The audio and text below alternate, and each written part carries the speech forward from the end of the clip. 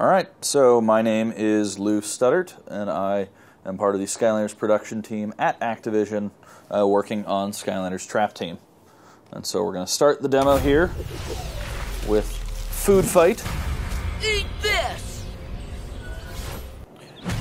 And here we're actually in a brand new level called the Secret Sewers of Supreme Stink. And what we're going to do is, before we progress into the sewers, we're going to take some of our trapped villains and show you some of the characters that we've actually captured already to kind of give you an idea of the variety that the team at Toys for Bob is building into these different characters. And so we're going to start with an air villain called Buzzard Beak. Buzzard Beak.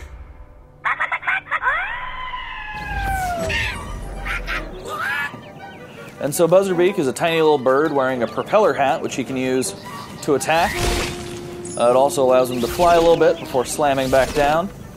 But he's kind of a small character. And what's really neat is that because these aren't Skylanders, the team is available to scale them as small or as large as they want or see fit for these different characters.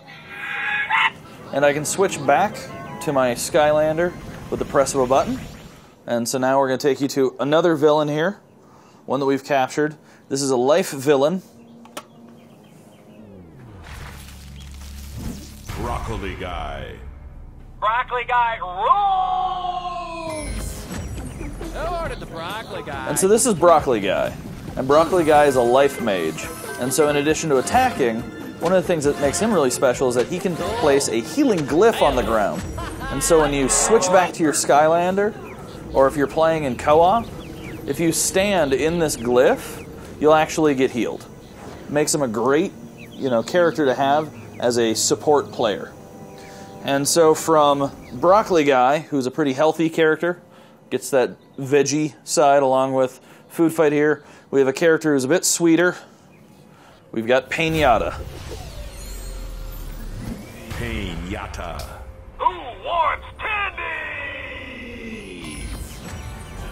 And so Yatta here, outside of being really excited to run around, has the ability to barf candy. And so he'll barf candy, dazing enemies, shooting out smaller piñatas that if he attacks with his sucker will create a big explosion. And so one of the things you're actually seeing on screen is that these villains have a timer. And so what we've done is made the villains really strong. Oh, no, we're out of time. Made them really strong, but we've also given them a specific amount of time that they can be played with. That way we're really encouraging you to swing back and forth between your Skylander and then the villain you're playing as. And so now we're going to progress forward through the level, and I'm actually going to bring in a new Skylander that we're showing off for the first time here at E3, Jawbreaker.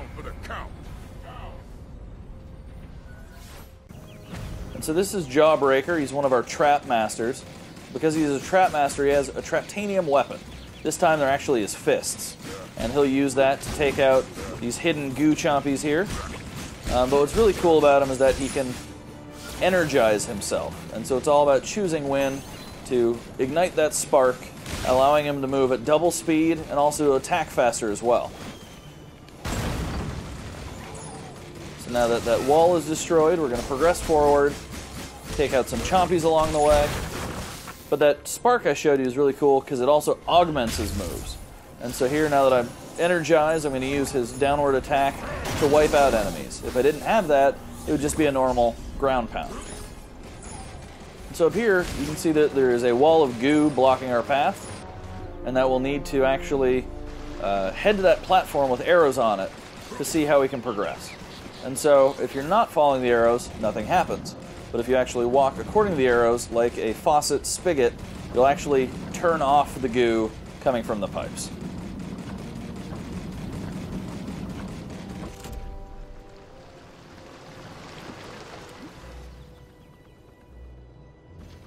Once that's turned off, we're going to hop down off the ledge and head toward the sewer door, on the front of which is a lock. Now, one of the things that we've done in the previous games is had these fun Lockmaster challenges, these puzzles, where you actually took this little green goblin and turned the screen to get him to exit. But the team at Toys for Bob has completely redone these puzzles, and so instead of tilting the screen, they've given the little goblin a jetpack. And so you'll see there's obstacles along the way. You can see here the playboard is on fire, and we will be returned to the starting point if we hit the fire.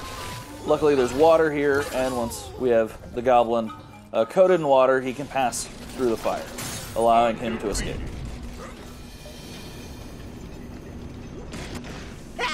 Why are you down here? That's impossible. What? Another outsider? We hadn't seen anyone since we locked ourselves away during the Great Germ outbreak centuries ago. But lately, all these mutant monsters showed up and naturally confirmed our suspicion that the outside world was destroyed. Wait a minute. You may be carrying germs! You're unclean! Ah!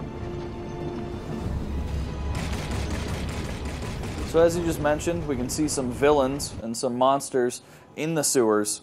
And now is going to be a great time to bring in another trapped villain.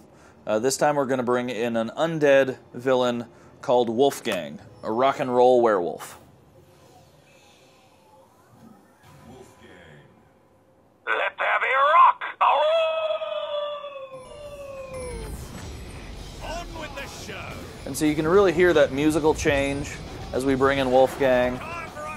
And we're going to use his harp guitar to send out some notes as projectiles. And then we can also use his 80s hair metal style concert knee slide to take out these enemies. And so now we are in the hub world, the Skylanders Academy. And I'm going to bring in another new character. This is a core Skylander of the fire element called Torch. Fire it up!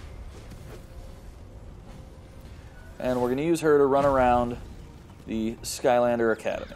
And when you start the game, it'll just be a single central kind of building, but as you progress, it'll actually build out and get more and more in depth and large as you go through. In fact, this is the largest hub that we've ever had in one of the Skylanders games.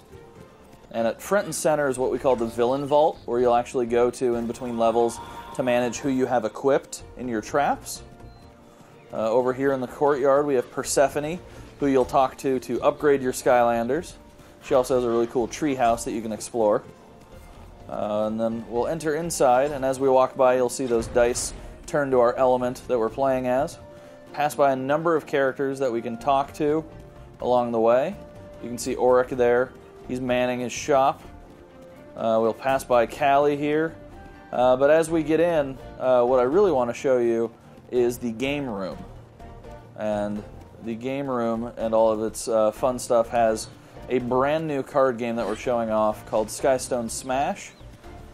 And we also have this fun, unique player piano here. And you'll hear as we stand next to it, the music of the Academy has changed to piano music. Just something that the sound team has done to really make the world come to life in a fun way. And so here we're going to talk to this pirate and initiate a game of Skystone Smash. And so this is our new card game for the year. And at the start of each round, you're dealt 3 different stones. Cruiser. And the objective is to lower your opponent's health down to 0 while retaining your own by defending yourself. So you'll see they played a Bruiser Cruiser with 2 attack and 2 health. And so I happen to have a Tussle Sprout with 3 attack and 4 health.